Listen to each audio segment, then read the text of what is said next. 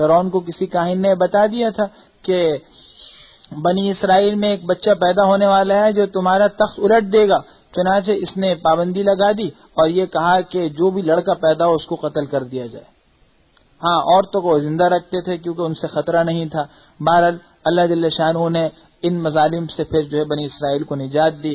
وَإِذْ فَرَقْنَا بِكُمُ الْبَحْرَ فَأَنْجَيْنَاكُمْ، اور یاد کرو جب ہم نے تمہارے لیے سمندر کو پھاڑ دیا ہم نے تم کو نجات دے دی. وَأَغْرَقْنَا آلَ فِرْعَوْنَ وَأَنْتُمْ تَنظُرُونَ، اور قوم فرعون کو غرق کر دیا اور تم سب یہ چیز دیکھ رہے تھے. تمہاری آنکھوں کے سامنے ہی تو ہوا کہ جب بنی اسرائیل نکلے تھے مصر سے اللہ کے حکم سے، فرعون کو پتہ چل گیا، اندھیری رات میں فرعون تعاقب کرتے ہوئے نکلا.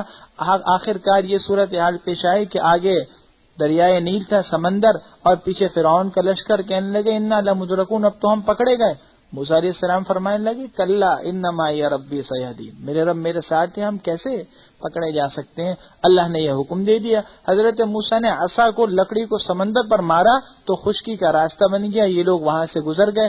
اب جب فرعون آیا تو جیسے ہی فرعون اپنے لشکر کے ساتھ اس خشکی کے راستے پر آیا تو اللہ کی طرف سے سمندر کو دوبارہ حکم ہوا. سمندر دوبارہ اپنی اسی پہلی حالت پر آ گیا اور فرعون ڈوب گیا. وَإِذْ وَعَدْنَا مُوسَىٰ 40 لَيْلَةً، اور جب ہم نے حضرت موسیٰ علیہ السلام سے وعدہ کیا 40 رات کا. ثُمَّ اتَّخَذْتُمُ الْعِجْلَ مِن بَعْدِهِ وَأَنْتُمْ ظَالِمُونَ، پھر تم نے ان کے بعد ان کے پیچھے بچڑے کو معبود بنا لیا. وَأَنْتُمْ ظَالِمُونَ، اور تم تھے ظلم کرنے والے، تم واقعی ظالم تھے. بنی اسرائیل نے کہا جب فرعون سے نجات ہو گئی، کہنے لگے اب ہمیں کوئی شریعت لا کے دیجیے، اب ہمیں اطمینان ہو گیا. تو موسیٰ علیہ السلام کوہ طور پر گئے. اس سے پہلے اللہ نے ان سے یہ وعدہ کیا، یعنی ان سے یہ عہد لیا، انہیں یہ حکم دیا کہ 30 روزے رکھو. 30 روزے رکھے. موسیٰ علیہ السلام نے روایات میں آتا ہے مسواک کر لی. مسواک کرنے سے جو روزے کی حالت میں جو منہ سے بو اٹھتی ہے ایک معدے کے خالی ہونے کی بنا پر، حدیث میں آتا ہے اللہ کو وہ بو مشک کی خوشبو سے زیادہ پسند ہے. تو وہ بو ختم ہو گئی. اللہ نے حکم دیا 10 روزے اور رکھو. تو 40 روزے پورے ہو گئے. اب جب 40 روزے پورے ہو گئے تو اس کے بعد موسیٰ علیہ السلام کوہ طور پر گئے اور کوہ طور پر جا کر حضرت موسیٰ علیہ السلام نے وہاں جا کر تورات حاصل کی اور وہی لے کر آئے. انہوں نے یہاں یہ تماشا کیا کہ سامری نے جو ہے ان کے لیے بچڑے کو معبود بنا لیا تھا، جس کی تفصیل انشاءاللہ 16ویں پارے میں آئے گی. تو انہوں نے اس کی عبادت شروع کر دی. اللہ فرماتے ہیں جرم تو ناقابل معافی تھا لیکن ثم عفوناکم من بعد ذلک، ہم نے تمہیں اس کے بعد معاف کر دیا. لعلکم تشکرون، تاکہ تم شکر ادا کرو. وَإِذْ آتَيْنَا مُوسَى الْكِتَابَ وَالْفُرْقَانَ لَعَلَّكُمْ تَهْتَدُونَ، اور یاد کرو اس وقت کو جب ہم نے حضرت موسیٰ کو کتاب دی اور حق اور باطل کے درمیان واضح کرنے والی چیز یعنی معجزات دیے تاکہ تم ہدایت پا جاؤ. وَإِذْ قَالَ مُوسَىٰ لِقَوْمِهِ يَا قَوْمِ إِنَّكُمْ ظَلَمْتُمْ أَنفُسَكُمْ بِاتِّخَاذِكُمُ الْعِجْلَ، اور جب حضرت موسیٰ نے اپنی قوم سے کہا کہ اے قوم تم نے اپنے اوپر ظلم کیا ہے بچڑے کو معبود بنانے کی بنا پر.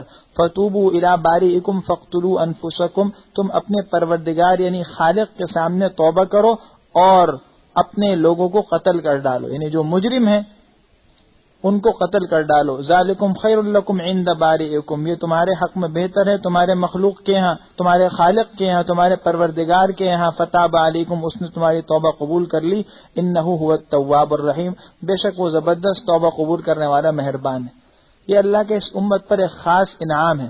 بنی اسرائیل میں یہ تھا کہ مجرم کی توبہ کی قبولیت کی صورت یہ تھی کہ اس کو قتل کر دیا جائے، معافی کی کوئی صورت نہیں تھی. شریعت مطہرہ میں یہ نہیں ہے کتنا ہی بڑا جرم کر لو اللہ کہ کوئی آدمی مرتد ہو جائے، ورنہ اس کے علاوہ کوئی بھی جرم ہو تو انسان توبہ کر لے تو معاف ہے، بلکہ اگر مرتد ہو جائے تو بھی اس کو توبہ کی مہلت دی جائے گی. تو اللہ کی طرف سے انعام ہے کہ اگر وہ اللہ کے سامنے توبہ کر لے تو ایسی صورت میں اس کی توبہ قبول ہو جائے گی.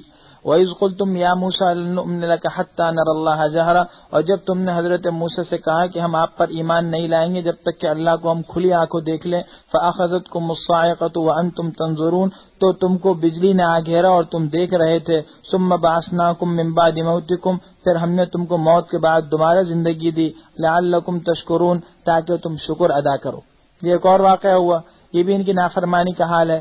موسیٰ علیہ السلام وحی لے کر آئے، کہنے لگے نہیں جی ہمیں تو اطمینان نہیں ہے، پتہ نہیں اللہ کا کلام ہے کسی اور کا کلام ہے، ہم تو سننا چاہتے ہیں، براہ راست سنیں گے. آخرکار موسیٰ علیہ السلام نے اللہ سے فریاد کی تو اللہ نے کہا ٹھیک ہے چنانچہ 70 آدمی منتخب ہو اور یہ موسیٰ علیہ السلام کے ساتھ کوہ طور کی طرف گئے۔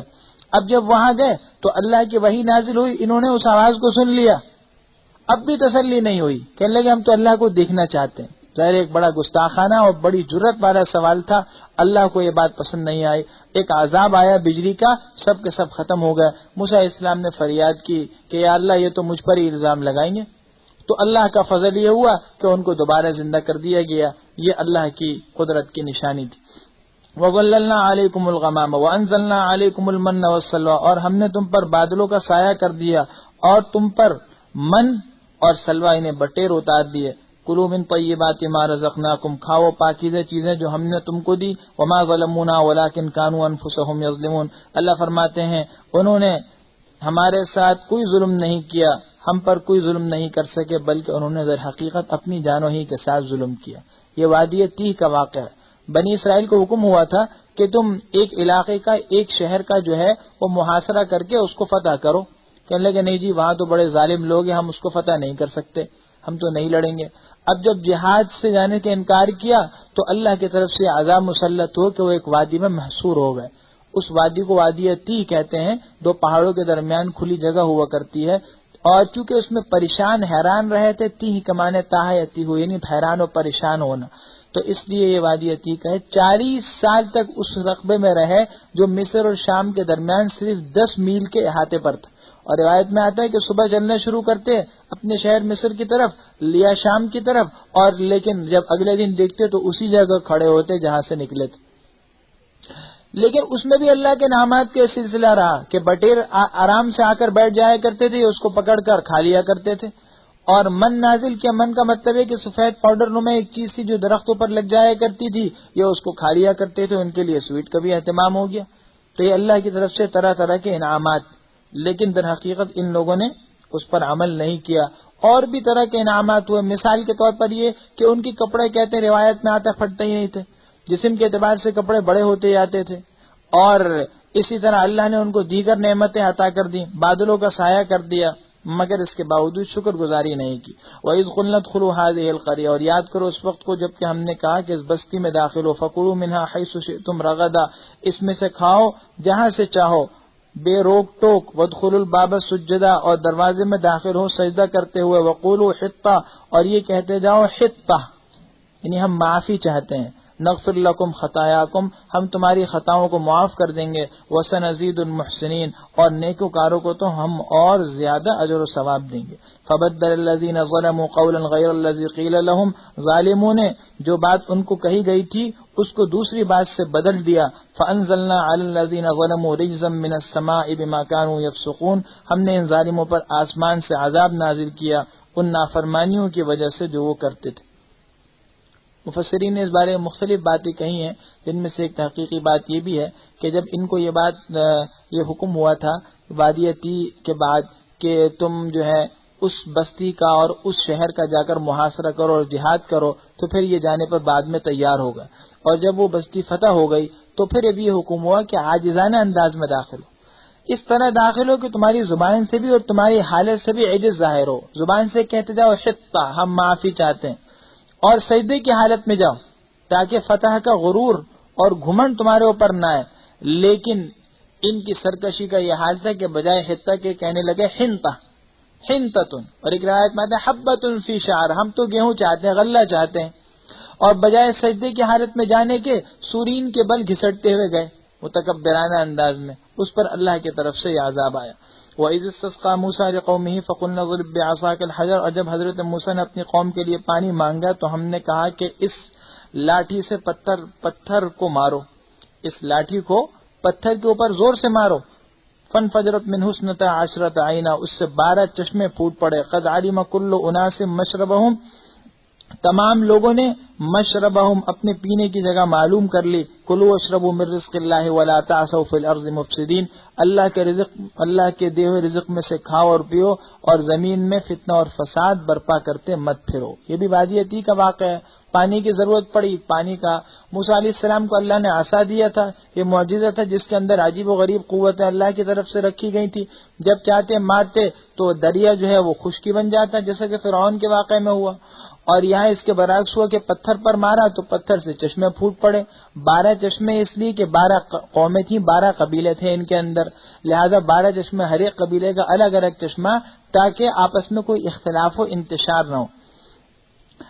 آگے کہتے ہیں وَإِذْ قُلْتُمْ يَا مُوسَىٰ لَن نَّصْبِرَ عَلَىٰ طَعَامٍ وَاحِدٍ، اور جب تم نے کہا اے موسیٰ ہم ہرگز صبر نہیں کر سکتے ایک کھانے پر، فَادْعُ لَنَا رَبَّكَ، آپ دعا کیجیے ہمارے لیے اپنے رب سے، يُخْرِجْ لَنَا مِمَّا تُنبِتُ الْأَرْضُ، ہمارے لیے نکالے زمین کی پیداواروں کو، مِن بَقْلِهَا ترکاری، وَقِثَّائِهَا اور ککڑی، وَفُومِهَا اور مسور، وَعَدَسِهَا اور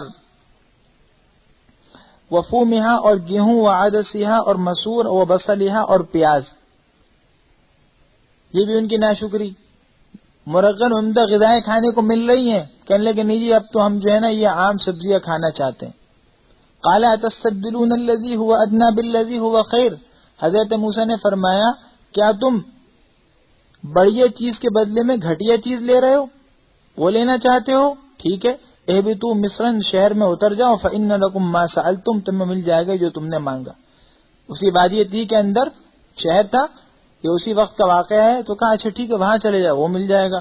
اللہ فرماتے ہیں وَضُرِبَتْ عَلَيْهِمُ الذِّلَّةُ وَالْمَسْكَنَةُ، اور ان پر مسلط کر دی گئی ذلت و رسوائی اور محتاجی. وَبَاءُوا بِغَضَبٍ مِّنَ اللَّهِ، اور وہ مستحق ہوگا اللہ کے غضب کے ان نافرمانیوں کی بنا پر. کیوں؟ ذَلِكَ بِأَنَّهُمْ كَانُوا يَكْفُرُونَ بِآيَاتِ اللَّهِ، یہ سب اس لیے ہوا کہ وہ اللہ کے آیات کا انکار کرتے تھے. وَيَقْتُلُونَ النَّبِيِّينَ بِغَيْرِ الْحَقِّ، اور اس کے نبیوں کو ناحق قتل کرتے تھے. ذَلِكَ بِمَا عَصَوْا وَكَانُوا يَعْتَدُونَ، اور یہ اس وجہ سے ہوا کہ وہ نافرمانی کیے جاتے تھے اور حد سے آگے بڑھتے چلے جا رہے تھے. تو اللہ کی طرف سے ان پر ذلت اور مسکنت مسلط ہو گئی. ان الذین آمنوا والذین ہادوا والنصارى والصابئین، بے شک یہودی، بے شک وہ لوگ جو ایمان لائے اور یہودی اور نصرانی اور ستارے کی پرستش کرنے والے لوگ. من آمن باللہ والیوم الآخر، ان میں سے جو بھی اللہ پر اور آخرت پر ایمان لایا، وعمل صالحا، اور اس نے نیک اعمال کیے، فلہم اجرہم عند ربہم، تو ان کے لیے ان کا اجر ہے ان کے رب کے پاس. ولا خوف علیہم ولا هم يحزنون، نہ ان پر کوئی خوف ہے نہ غمگین ہے. اسلام یہ کہتا ہے کہ کسی فرقے کی کوئی تخصیص نہیں ہے، کسی بھی نسل سے ہو، کسی بھی قوم سے ہو، بس یہ ہے کہ اگر تم اللہ اور آخرت پر ایمان رکھتے ہو تو پھر کامیاب ہو، اور اگر یہ بات نہیں تو چاہے کسی قوم سے تعلق ہو، چاہے ہم اصل نسل کے اعتبار سے مسلمان ہوں، آبا و اجداد کے اعتبار سے، لیکن پھر ہمیں کامیابی کا دعویٰ کرنے کا کوئی حق نہیں ہے. وَإِذْ أَخَذْنَا مِيثَاقَكُمْ وَرَفَعْنَا فَوْقَكُمُ الطُّورَ، اور یاد کرو اس وقت کو جب کہ ہم نے تم سے پختہ عہد لیا اور تم پر کوہ طور بلند کر دیا. خُذُوا مَا آتَيْنَاكُمْ بِقُوَّةٍ، جو ہم نے تمہیں حکم دیا اس کو طاقت کے ساتھ تھامے رکھو، یعنی اس پر عمل کرو. وَاذْكُرُوا مَا فِيهِ، اور جو اس کے اندر ہے اس کو یاد رکھو. لَعَلَّكُمْ تَتَّقُونَ، تاکہ تم اللہ کے عذاب سے بچ جاؤ. ثُمَّ تَوَلَّيْتُم مِّن بَعْدِ ذَلِكَ، پھر اس کے بعد تم پھر گئے. فَلَوْلَا فَضْلُ اللَّهِ عَلَيْكُمْ وَرَحْمَتُهُ لَكُنتُم مِّنَ الْخَاسِرِينَ، اگر تم پر اللہ کا فضل اور اس کی رحمت نہ ہوتی تو تحقیق تم ہو جاتے خسارے میں پڑنے والے لوگوں میں سے. بنی اسرائیل نے جب اللہ کے احکامات پر عمل کرنے سے انکار کیا کہ اس میں غفلت کی، تو عذاب کی صورت میں کوہ طور ان کو پر لے جایا گیا کہ اب تمہیں زبردستی عمل کرنا ہے. دین پر داخل ہونے میں تو زبردستی نہیں ہے، لیکن جو دین میں آ گیا اب وہ اس کا مکلف ہے کہ پورے دین پر عمل کرے. اب اس کو دین کا مذاق اڑانے کا یا اس میں غفلت کرنے کا یا یہ کہنے کا جی ہم کچھ باتیں مانیں گے یا کچھ نہیں مانیں گے، اس کا کوئی حق نہیں ہے. وَلَقَدْ عَلِمْتُمُ الَّذِينَ اعْتَدَوْا مِنْكُمْ فِي السَّبْتِ، اور تحقیق تم جانتے ہو ان لوگوں کو جن نے تم میں سے حد سے تجاوز کیا ہفتے کے دن کے بارے میں. فَقُلْنَا لَهُمْ كُونُوا قِرَدَةً خَاسِئِينَ، ہم نے ان سے کہا کہ تم ہو جاؤ رسوا بندر. فَجَعَلْنَاهَا نَكَالًا لِمَا بَيْنَ يَدَيْهَا وَمَا خَلْفَهَا، اور ہم نے اس واقعے کو بنا لیا لما بین یدیہا وما خلفہا، اس زمانے کے اور بعد والے لوگوں کے لیے عبرت، وموعظۃ للمتقین، اور ڈرنے والوں کے لیے نصیحت. اللہ کی طرف سے بھی آزمائش تھی. کہا یہ ہفتے کے دن شکار مت کرنا، مچھلی کا شکار کرنے سے منع کیا، لیکن ہوتا کیا تھا کہ ہفتے کے دن ہی مچھلیاں زیادہ آیا کرتی تھیں. اللہ نے آزمایا تو اب انہوں نے یہ ہیلا کیا کہ گڑھے بنا لیے. ہفتے کے دن شکار تو نہیں کرتے لیکن جال لگا کر چلے جاتے اور گڑھے بنا لیتے، مچھلی اس میں آ کر رک جاتی. ظاہر یہ ہیلا تھا جو اللہ کو ناپسند تھا، تو اس وجہ سے عذاب ہوا کہ ان کو بندر کی شکل میں مسخ کر دیا گیا. آگے فرماتے ہیں وَإِذْ قَالَ مُوسَىٰ لِقَوْمِهِ إِنَّ اللَّهَ يَأْمُرُكُمْ أَن تَذْبَحُوا بَقَرَةً، یہ وہ واقعہ ہے جس کی بنیاد پر اس سورت کو سورہ بقرہ کہا جاتا ہے. جیسے میں نے عرض کیا، مختصر سا قصہ ہے کہ بنی اسرائیل میں ایک شخص نے بھتیجے نے اپنے چچا کو قتل کر دیا اور وراثت حاصل کرنے کے لیے قتل کیا، اور قتل کرنے کے بعد اس نے مقتول کو کسی دوسری دروازے پر لے جا کر پھینک دیا۔ اب قاتل کی کوئی نشاندہی نہیں ہو رہی تھی۔ یہ حضرت موسیٰ علیہ السلام کے پاس آئے کہ واقعہ پیش آ گیا ہے، اب ہم قاتل کا پتہ چلانا چاہتے ہیں۔ موسیٰ علیہ السلام نے اللہ سے فریاد کی تو اللہ کی طرف سے حکم ہوا کہ ان کو کہو ایک گائے ذبح کریں، اور گائے ذبح کرنے کے بعد گائے کا ایک حصہ جو ہے اس مردے پر لگائیں، زبان کو مردے پر لگا دیں تو وہ مردہ خود بول پڑے گا کہ مجھے کس نے مارا، اس طرح پتہ چل جائے گا۔ اب ایک سادہ سا حکم تھا، گائے ذبح کر دیتے بات ختم ہو جاتی، لیکن نے اس میں تفتیش کرنی شروع کر دی۔ ان کی بری عادت یہ تھی کہ وہ اعتراض بہت کیا کرتے تھے، ہر چیز میں تنقید کرتے تھے، اعتراض کرتے تھے، کیڑے نکالتے تھے، تجسس کرتے تھے۔ چنانچہ اس واقعے میں بھی اس طرح ہوا، پہلے پوچھنے لگے جی کیا رنگ ہے، پھر پوچھنے لگے گائے کس قسم کی ہوگی، مزید استفسارات کرنے شروع کر دیے۔ تو بات یہ ہے کہ جب یہ سلسلہ ہوا تو پھر اللہ کی طرف سے بھی پکڑ ہوئی کہ سختی ہو گئی، لیکن بعض صورت یہ سلسلہ چلتا رہا۔ آخر کار انہیں وہ گائے مل گئی، اور وہ گائے کس کی تھی؟ ایک یتیم بچے کی گائے تھی۔ تو اب بڑی وہ گائے مل گئی تو اس سے سودا کیا، وہ تیار ہی نہیں ہوا۔ آخر یہ طے ہوا کہ گائے کو ذبح کرنے کے بعد جو کھال ہے تو اس کھال میں جتنا سونا آ سکتا ہے اتنا سونا معاوضے میں دینا پڑے گا۔ چنانچہ اتنا سونا جو ہے معاوضے میں دینے پر رضامند ہو گئے، اور اس طریقے سے یہ قصہ نمٹا۔ بہرحال یہ بنی اسرائیل کی گائے، ہمارے یہاں محاورے مشہور ہے، کہتے جی تم نے تو اس بات کو بنی اسرائیل کی گائے بنا دیا۔ بات وہی ہے، یعنی خواہ مخواہ کسی بات کو لمبا نہیں کرنا چاہیے۔ شریعت یہ کہتی ہے کہ دین بالکل آسان ہے، جب تک تمہیں کسی چیز کے بارے میں واضح طور پر نہ بتا دیا جائے اس وقت تک خواہ مخواہ اپنے آپ کو تنگی اور سختی میں مت ڈالو۔ کسی چیز سے خاموشی اختیار کی گئی شریعت میں تو اس کا مطلب یہ کہ وہ چیز حلال ہے اور جائز ہے۔ چنانچہ فرماتے ہیں وَإِذْ قَالَ مُوسَىٰ لِقَوْمِهِ، اور جب حضرت موسیٰ نے اپنی قوم سے فرمایا إِنَّ اللَّهَ يَأْمُرُكُمْ أَن تَذْبَحُوا بَقَرَةً، کہ اللہ تم کو حکم دیتا ہے اس بات کا کہ تم ایک گائے ذبح کرو۔ قَالُوا أَتَتَّخِذُونَا هُزُوًا، کہنے لگے کہ آپ ہم سے مذاق کر رہے ہیں۔ قَالَ أَعُوذُ بِاللَّهِ أَنْ أَكُونَ مِنَ الْجَاهِلِينَ، فرمایا میں اللہ کی پناہ پکڑتا ہوں اس سے کہ میں جاہلوں میں سے ہو جاؤں۔ مذاق اڑانا اور مذاق کرنا یہ تو جاہلوں کا کام ہے۔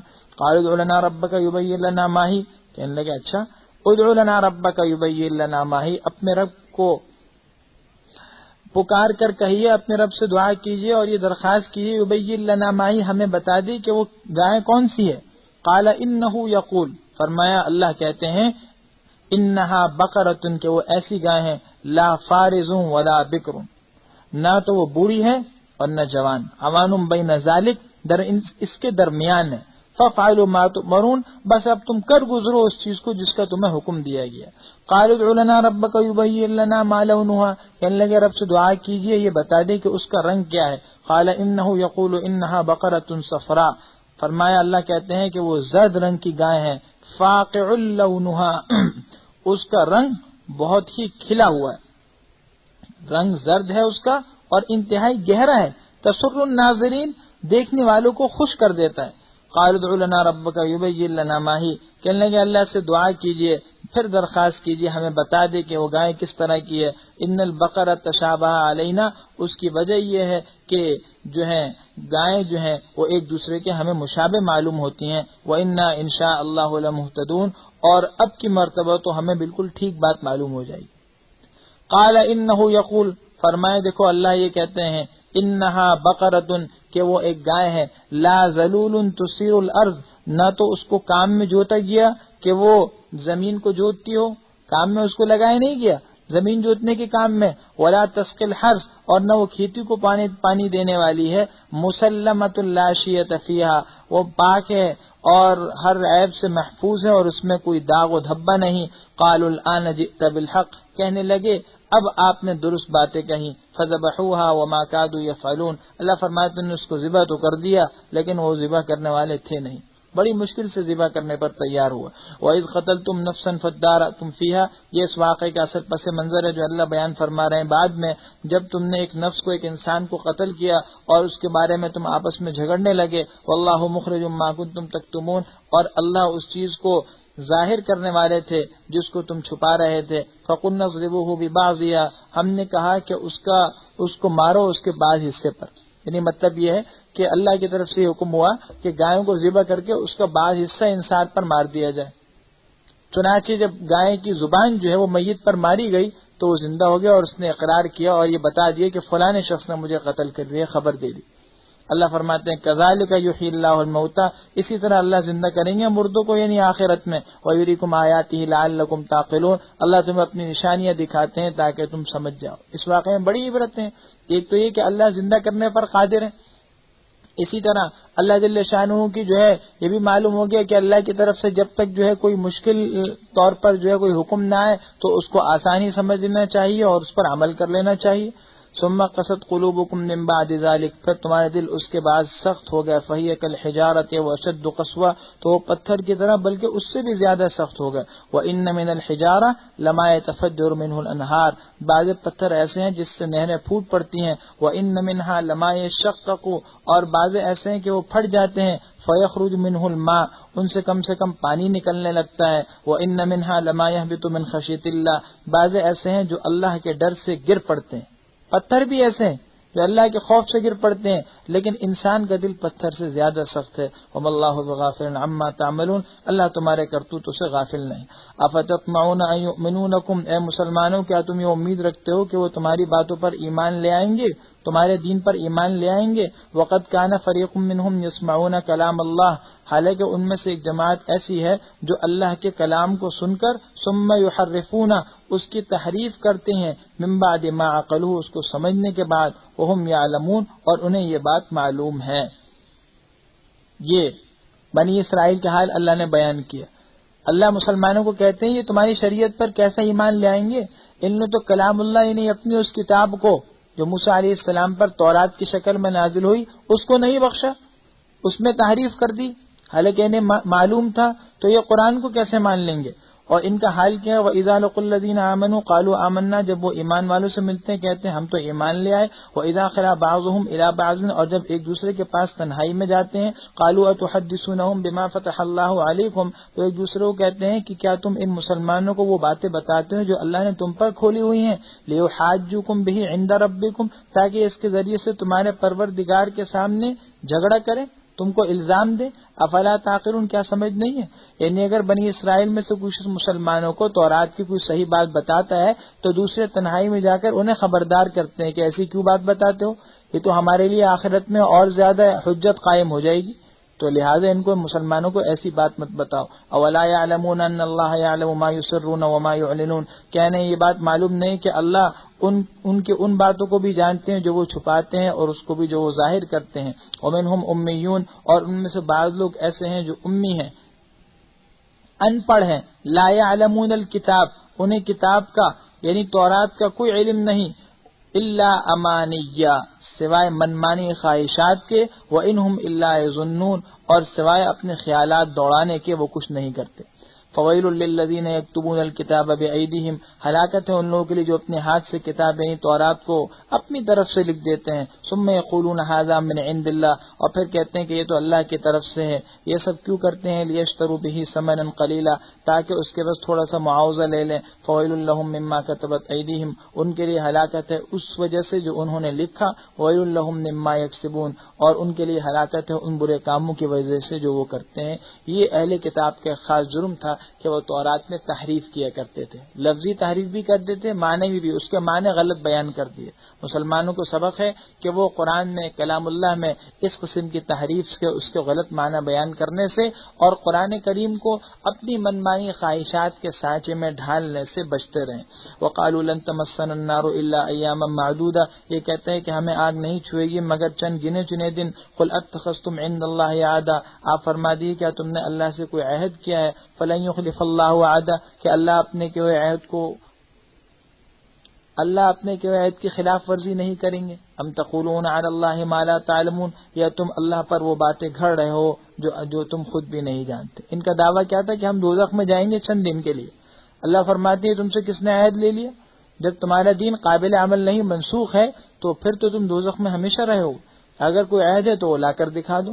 بلا، ہاں، من کسب سیئۃ، جس نے کوئی گناہ کا کام کیا، واحاطت بہ خطیئتہ، اور اس کی برائیوں نے اس کو ہر طرف سے گھیر لیا، فاولئک اصحاب النار هم فیہا خالدون، تو یہ لوگ دوزخی ہیں، اس میں وہ ہمیشہ رہیں گے۔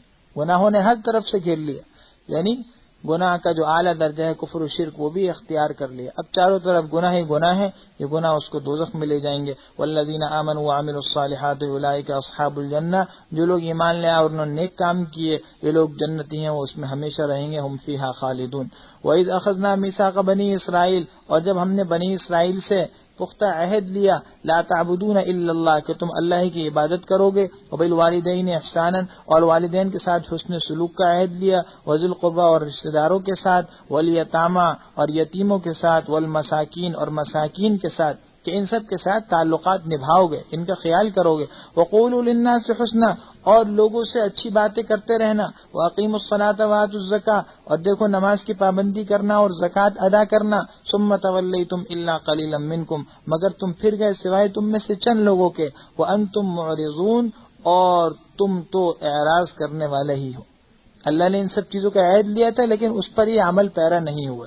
وَإِذْ أَخَذْنَا مِيثَاقَكُمْ، اور جب ہم نے تم سے پختہ عہد لیا، لا تسفكون دماءكم، کہ آپس میں خون خرابہ مت کرو گے، ایک دوسرے کا خون مت بہاؤ گے. وَلَا تُخْرِجُونَ أَنفُسَكُم مِّن دِيَارِكُمْ، اور اپنے لوگوں کو ان کے گھروں سے نہیں، ان کے علاقوں سے مت نکالو گے. ثُمَّ أَقْرَرْتُمْ، پھر تم نے اس بات کا اقرار کر لیا. وَأَنْتُمْ تَشْهَدُونَ، اور تم خود اس بات کے گواہ ہو. ثُمَّ أَنْتُمْ هَؤُلَاء، پھر تم ہی تو ہو، تقتلون انفسکم، تم ہی تو ہو، وہی ہو کہ جو اپنے آپ کو نہیں اپنے لوگوں کو قتل کرتے ہو. وتخرجون فریقا منکم من دیارہم، اور اپنے میں سے ایک جماعت کو ان کے گھروں سے نکال دیتے ہو. تظاہرون علیہم بالاسم والعدوان، ان پر گناہ اور ظلم کے ساتھ چڑھائی کرتے ہوئے. وَإِن يَأْتُوكُمْ أُسَارَىٰ، اور اگر وہ تمہارے پاس قید ہو کر آتے ہیں تو فادوہم، تو تم ان کا فدیہ دے دیتے ہو. وَهُوَ مُحَرَّمٌ عَلَيْكُمْ إِخْرَاجُهُمْ، حالانکہ ان کو نکالنا بھی تو تم پر حرام تھا.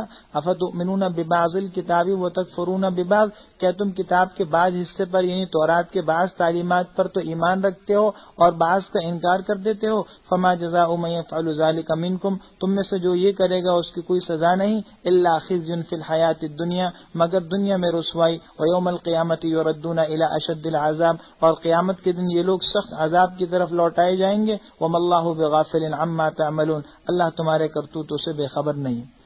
بنی اسرائیل سے عہد لیا گیا تھا کہ دیکھو خون خرابی مت کرنا اور کسی کو جراوطن بھی مت کرنا، نقصان کسی قسم کا مت پہنچانا، اور بالفرض اگر کوئی اور ظلم کرتا ہے قید کر کے لے آتا ہے تو دیکھو تم فدیہ دے کر چھڑا لینا اپنے لوگوں کو.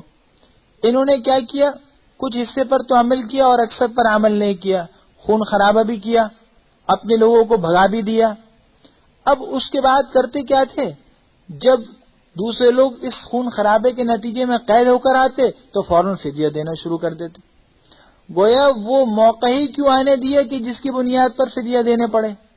یہ یہود کی فطرت ہے، اور آج بھی آپ دیکھیں گے ان کی یہ فطرت چلی آ رہی. یہود پہلے دنیا میں خون خرابہ کرواتے ہیں، فتنہ فساد برپا کرواتے ہیں، اس کے نتیجے میں ہزاروں انسانوں کا خون بہتا ہے اور لاکھوں انسان جو ہیں اس سے متاثر ہوتے ہیں، اور اس کے بعد پھر اقوام متحدہ کا جہاز آ جائے گا اور وہ امداد لے کر آئے گا، اور پھر اس کے بعد ظاہری جو ہے ایسی منمانے دکھاوے کے طور پر لوگوں کے ساتھ باہمی امداد اور تعاون کے دعوے ہوں گے اور اس کے مظاہرے ہوں گے. تو بھائی ایسا کرتے کیوں ہو؟ سوال یہ ہے کہ ایسے مواقع آنے کیوں دیتے ہو؟ پہلے جنگ چھڑواتے ہو، لوگوں کو مصائب میں مبتلا کرتے ہو، پھر اپنے دنیاوی مقاصد کے حصول کے لیے ایک منظم پلاننگ کے تحت یہ کرتے ہو کہ وہ تم مدد لے کر آ جاتے ہو اور یہ ظاہر کرتے ہو کہ ہم سے زیادہ کوئی مدد کرنے والا کوئی نہیں ہے. یہ سب تمہاری وہ کھلی شرارت ہے جو تمہارے آبا و اجداد سے تمہاری فطرت کے اندر داخل ہے.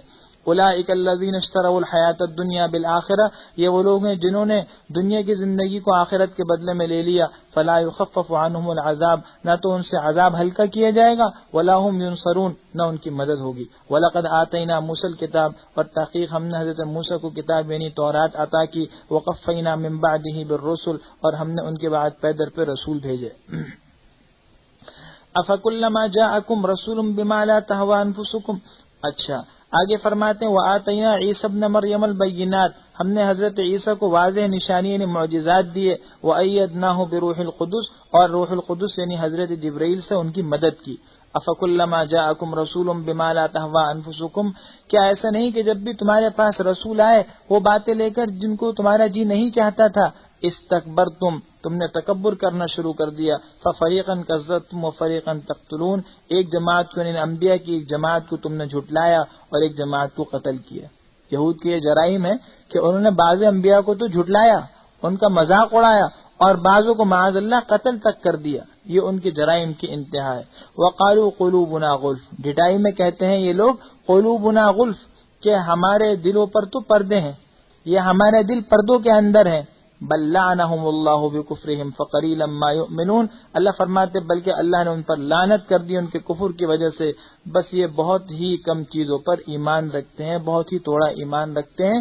یہ کوئی فخر کی دلیل نہیں ہے، بلکہ وہ لعنت ہے جو مسلط ہوگی، جس کی وجہ سے ہدایت کے دروازے بند ہو گئے اور دل پر مہر لگ گئی۔ ولما جاءہم کتاب من عند اللہ، اور جب ان کے پاس، جب بھی اللہ کی طرف سے کوئی کتاب آئی، مصدق لما معہم، جو تصدیق کرتی تھی اس کتاب کی جو ان کے پاس ہے، یعنی جب یہ قرآن کریم آیا، جس قرآن کریم کے احکام اور تعلیمات ان کی کتابوں کے، یعنی تورات وغیرہ کی تصدیق و تائید کرتی تھی۔